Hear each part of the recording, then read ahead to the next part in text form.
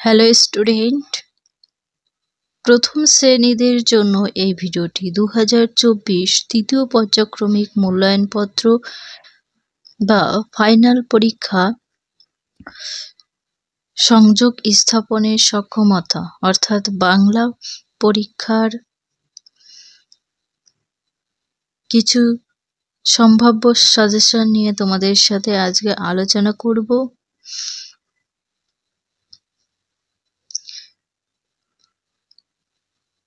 পড়া শুরু করছি। একে দাগে নিচের পাঠটি পড়ো এবং নিচে রিকার দেওয়া কথাগুলি বেছে নিয়ে শূন্যস্থান পূরণ করো। এই নিচে যে কথাটা আছে, পাঠটা আছে, সেই পাঠ পড়ে যেটা রিকার বিশিষ্ট শব্দ সেই শব্দগুলো নিয়ে নিচে লিখতে হবে। আমি তোমাদের লিখে দিয়েছি নিচে উত্তরগুলো। দেখো, প্রথমে আছে বৃথা, তারপরে একটা ঘৃণা, পৃথক, হৃদয়।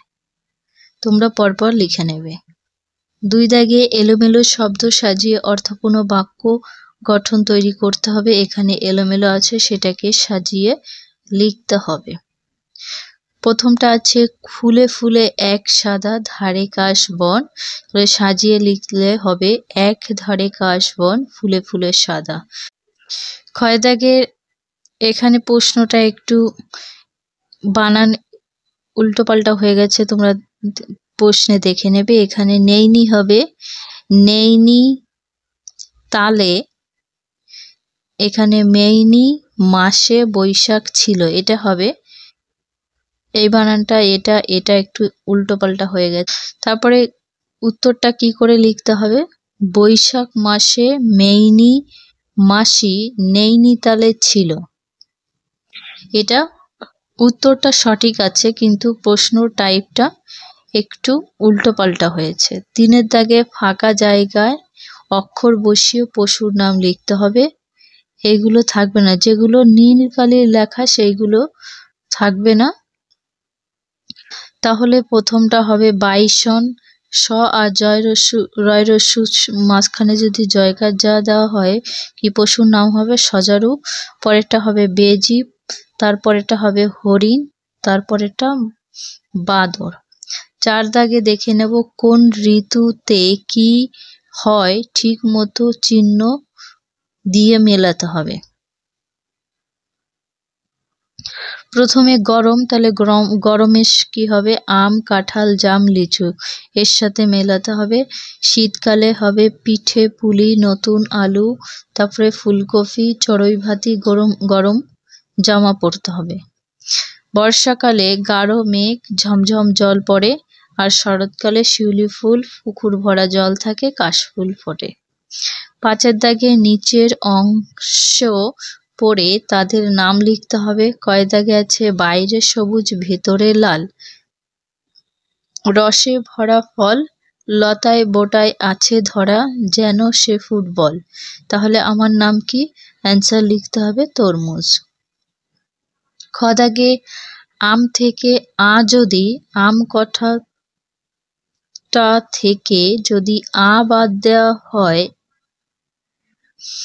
বাদ দিয়ে জয়কারে যা জুড়ে পাবো ফল মজা করে খাও। তাহলে থেকে যদি আম কথাটা থেকে যদি বাদ দিয়ে জয়কারে যা জুড়ে দেওয়া হয় হয়ে যাবে জাম।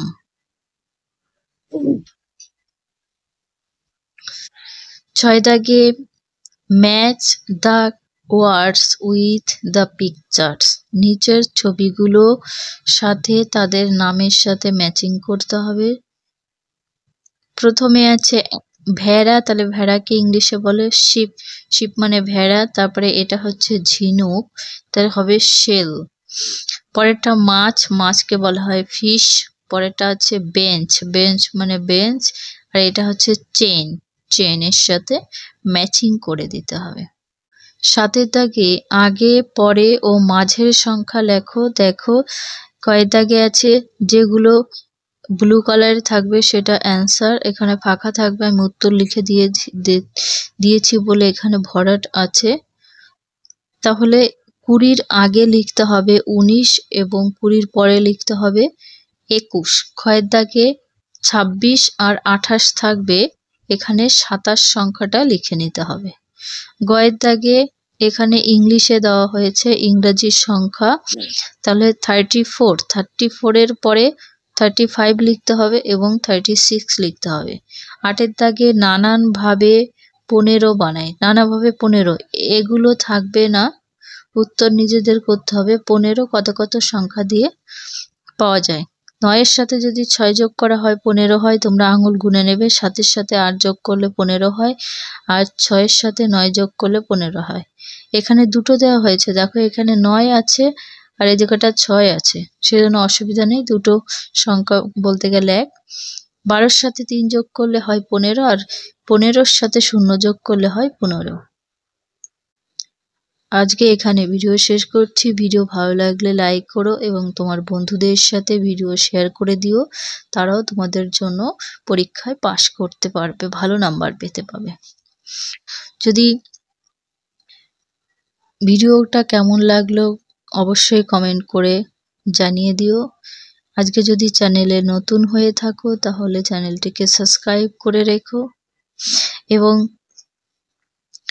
বিভিন্ন ক্লাসে বিভিন্ন সাবজেক্টের ভিডিও তৈরি করা আছে, তোমরা যদি না দেখে থাকো, দেখার প্রয়োজন হলে এই ভিডিওতে প্লেলিস্ট দেওয়া থাকবে, সেখান থেকে দেখে নিও।